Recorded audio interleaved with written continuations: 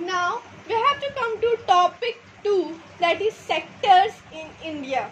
ठीक, तो इसका पहला पार्ट है इम्पोर्टेंस ऑफ टेरिटरी सेक्टर.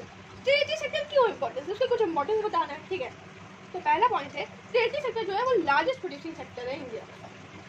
ठीक, देखो प्राइमरी सेक्टर उतना नहीं प्रोड्यूस करता, सेकेंडरी सेक्टर उतना नहीं प्रोड्यूस करता जितना हमारा टेरिटरी सेक्टर प्रोड्यूस करता है. ये लार्जेस्ट प्रोड्यूसिंग सेक्टर है इंडिया में. पहला पॉइंट क्या है, tertiary sector has emerge as the largest productive sector in India. ठीक, क्यों? बिकॉज गवर्नमेंट ने हॉस्पिटल डेवलप किए, स्कूल डेवलप किए, courts, bank, police, army etcetera. तो यहाँ पे क्या लिखना है, hospitals, schools, bank, courts, army.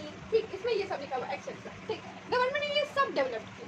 ये हमारी कंट्री की नीड है, बेसिक नीड है और टेरिटरी सेक्टर का पार्ट भी है. ठीक, क्यों ये लार्जेस्ट प्रोड्यूसिंग सेक्टर है? पहला पॉइंट, क्योंकि गवर्नमेंट ने हॉस्पिटल, स्कूल्स, बैंक्स वगैरह डेवलप किए जो एक कंट्री की बेसिक नीड है और हमारे टेरिटरी सेक्टर का पार्ट भी है. पहला पॉइंट. दूसरा पॉइंट, प्राइमरी सेकेंडरी ये सब इंटरडिपेंडेंट है. Development of primary and secondary sector has led to the development of territory sector as they are interdependent. ठीक है, ये हमारा दूसरा पॉइंट हुआ. तीसरा पॉइंट क्या हो रहा है, जैसे जैसे इनकम बढ़ रही है वैसे वैसे लोगों की डिमांड बढ़ रही है. ये भी एक टेरिटरी सेक्टर का पार्ट है. कैसे डिमांड? देखो, rise in income level of people has increase the demand of eating out, shopping, movie, stories etcetera which are also the part of territory sector. Understood.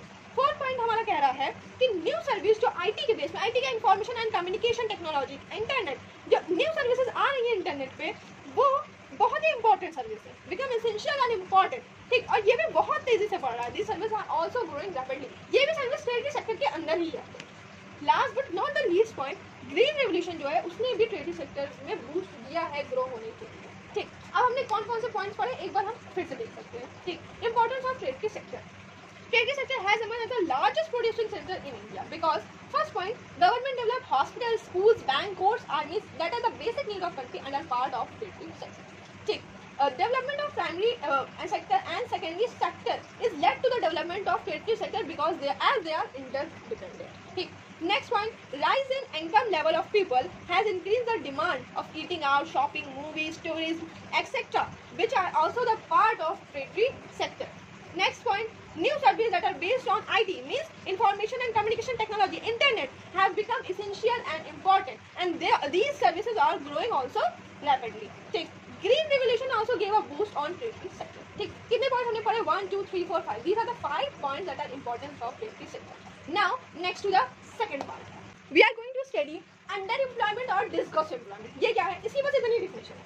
When more people are working than is needed for underemployment or discuss employment. जब एक कोई काम है जो एक इंसान से हो रहा है. ठीक, मान लीजिए ये कोई काम है. ठीक, ये एक इंसान से हो रहा है पर इसमें फर्जी के 3 इंसान लगे हुए हैं, 3% फर्जी. तो जो एक से काम हो रहा है तो ये दोनों क्या है, ये दोनों डिस्कस एम्प्लॉयमेंट है, अंडर एम्प्लॉयमेंट है. मतलब कोई एक ऐसा काम जो एक बंदे से 2 बंदे से हो रहा है पर उसमें ज्यादा लोग लगे हुए हैं जिनका कोई काम नहीं है, उसे हम अंडर एम्प्लॉयमेंट या डिस्कस एम्प्लॉयमेंट कहते हैं. इसका एग्जाम्पल देखो, रूरल एरियाज में क्या है कि एक फील्ड है, एक छोटी फील्ड है, उसमें 2 पर्सन से आराम से काम हो सकता है पर उसमें पूरी फैमिली लगी हुई है, 5-6 लोग उसमें लगे हुए हैं. हमारा जो प्रोडक्शन है जो आ रहा है उससे वो तो उतना ही आ रहा है, चाहे उसमें 2 लोग लगे चाहे उसमें 5 लोग लगे. यही 2 लोग उसमें लगे, 3 लोग अलग अलग काम में लगे तो उस घर की जो कंडीशन है वो सही हो सकती है. ठीक, लेकिन उसमें एक ही फील्ड में सारे फैमिली मेंबर लगे हुए हैं तो इसे हम अंडर एम्प्लॉयमेंट करेंगे. ठीक, अर्बन एरियाज में क्या है, बहुत सारे रिक्शा पुलर हैं, कार पुलर हैं जो कुछ बेच रहे हैं कैजुअल वर्कर्स में, सर्विस सेक्टर में. ठीक, वो पूरा दिन उसमें बिता रहे हैं लेकिन बहुत ही कम कमा रहे हैं. ठीक, तो वहाँ पे आपको एम्प्लॉयमेंट जनरेट करने की जरूरत है अलग अलग सेक्टर में, क्योंकि वो पूरा दिन उसमें कुछ बेच रहे हैं, पूरा दिन उसमें लगे हैं. वो चीज़ एक इंसान से बिक सकती है पर उसमें 3-4 लोग लगे हुए हैं जो काम नहीं है उनका, वो कोई और काम कर सकते हैं पर वो उस पर लगे हुए, तो वो अंडर एम्प्लॉयमेंट या डिस्कस एम्प्लॉयमेंट. ठीक, वहाँ पे नीड है कि वहाँ पे एम्प्लॉयमेंट जनरेट किया जाए ताकि लोगों को काम मिले. ठीक, नाउ नेक्स्ट पॉइंट में आते हैं, ways to create more employment. Now we are going to study ways to create more employment. ठीक, तो पहला है कि गवर्नमेंट जो है वो चीप लोन्स प्रोवाइड कर सकती है. Provide cheap loans.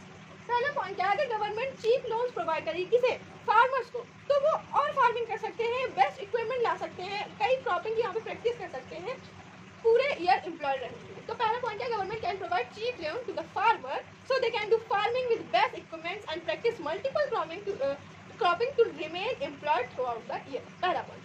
दूसरा पॉइंट क्या है, गवर्नमेंट जो है वो मनी को इन्वेस्ट कर सकती है, इन्वेस्ट मनी किसमें इन्वेस्ट कर सकती है? ट्रांसपोर्टेशन में, कंस्ट्रक्शन में। अच्छा, अब कंस्ट्रक्ट क्या करेगी? New roads. ठीक, इससे क्या होगा? जो वहाँ के टैक्सी ड्राइवर्स हैं, लेबर्स हैं, उन्हें एम्प्लॉयमेंट मिल सकता है। टैक्सी ड्राइवर को ट्रांसपोर्टेशन के थ्रू एम्प्लॉयमेंट मिल जाएगा, और जो लेबर्स हैं उनको न्यू रोड बनने के थ्रू एम्प्लॉयमेंट मिल जाएगा। तो government can invest money in transportation and construct new roads. This will create employment for labour and taxi driver. दूसरा पॉइंट था ये। तीसरा पॉइंट क्या कर सकती है? गवर्नमेंट जो है वो इंडस्ट्रीज लोकेट कर सकती है। लोकेट इंडस्ट्रीज कहाँ पे? रूरल एरियाज में, रूरल एरियाज। इससे क्या होगा कि जो वहाँ का लार्ज नंबर ऑफ पीपल होगा ना, वो एम्प्लॉयड हो जाएगा फैक्ट्रीज में काम करके। ठीक, तो government can locate industries in rural areas where a large number of people can be employed in the factory. चौथा क्या कर सकती है? स्कूल ओपन कर सकती है। क्यों? Schools are constructed. क्यों? हमारे इंडिया में 52% बच्चे सिर्फ स्कूल जाते हैं। ठीक, अगर स्कूल कंस्ट्रक्ट होंगे तो टीचर्स को अपॉइंटमेंट मिलेगा, इससे 20 लाख से भी ज्यादा जॉब्स क्रिएट होंगे। ठीक, only 52% children go to school. If more schools are constructed, teachers are appointed, it can create more than 20 lakhs jobs.